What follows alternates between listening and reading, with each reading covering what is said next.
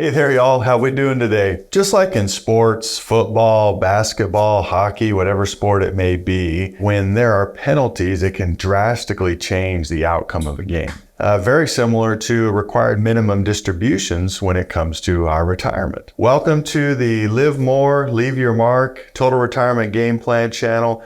Today, we're going to go into 5 things you need to know about required minimum distributions.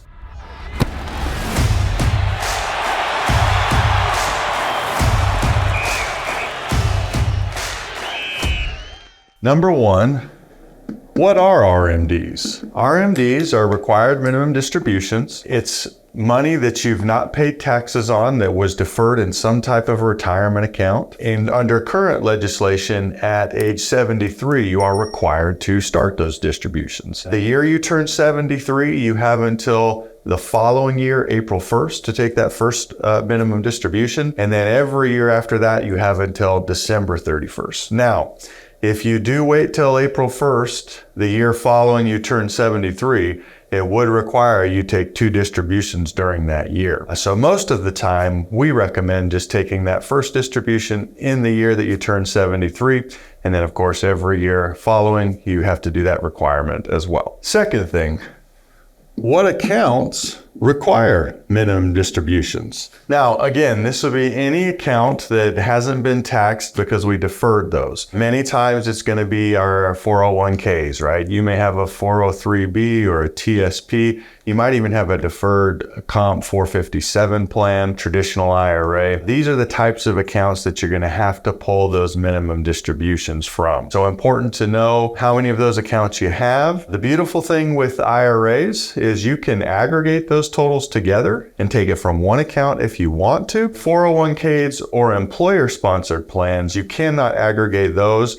You do have to take a minimum distribution from each of those plans if you have more than one. The third thing is, how do you calculate what you should be taking for your required minimum distribution? Very easy to find what's called the Uniform Lifetime Table.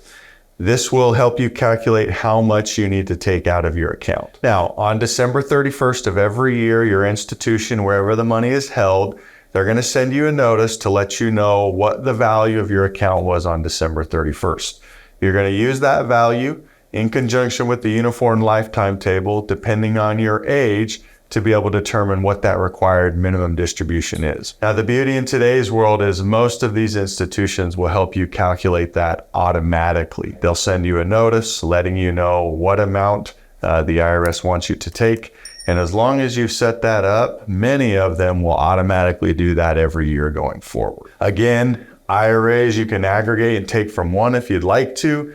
401ks and employer-sponsored plans, you do have to take those from each of them. So for some people, consolidating accounts in retirement may make sense. The other thing is you are not required to take a minimum distribution from any Roth accounts. So this is an area where a lot of people want to have a strategy to incrementally move their money from these taxable deferred accounts, right? 401ks, IRAs, etc., into a Roth IRA. Now, everybody's situation is going to be different. You definitely want to consult your financial advisor to help in making those conversions, if that makes sense for your situation. The fourth thing, should you take your RMD as a lump sum or should you do it in installments? This is really just what is your preference, right? Some people want to get a monthly amount to kind of budget their costs every month. Others just like it near the end of the year. I know many institutions will default automatically to November for those distributions. So either or is totally fine. As long as you take the amount that the IRS wants you to pay taxes on,